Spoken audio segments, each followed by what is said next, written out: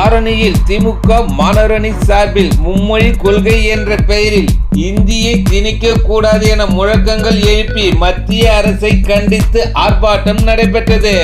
திருவண்ணாமலை மாவட்டம் ஆரணியில் திமுக மாணவரணி சார்பில் அண்ணா சிலைக்கு மாலை அணிவித்து மாணவரணியினர் ஊர்வலமாக தபால் நிலையம் முன்பு வந்து திருவண்ணாமலை வடக்கு மாவட்ட திராவிட முன்னேற்ற கழக மாணவரணி அமைப்பாளர் EST கார்த்திகேயன் தலைமையில் ஆர்ப்பாட்டம் நடைபெற்றது. இந்த ஆர்ப்பாட்டத்தில் தமிழகத்தில் இருமொழி கல்வி கொள்கைதான் அவசியம், தமிழகத்தில் இந்தியை திணிக்க கூடாது, பள்ளி கல்வித்துறைக்கு வழங்க வேண்டிய நிதியை உடனடியாக வழங்க வேண்டும் என முழக்கங்கள் எழுப்பியும் மும்மொழி கொள்கை என்ற பெயரில் இந்தியை திணிக்க கூடாது என கூறி மத்திய பாரதிய ஜனதா கட்சி அரசை கண்டித்து பல்வேறு முழக்கங்கள் எழுப்பி ஆர்ப்பாட்டம் செய்தனர். இந்த ஆர்ப்பாட்டத்தில் திருவண்ணாமலை வடக்கு மாவட்ட மாணவரணி துணை அமைப்பாளர்கள் கீர்த்தனா, அரவிந்த், மணிபாரதி, சுரேஷ் பாபு, ஷர்புதீன், தமிழரசன் மற்றும் மாணவரணி நிர்வாகிகள் உட்பட ஏராளமானோர் கலந்து கொண்டு பல்வேறு முழக்கங்களை எழுப்பி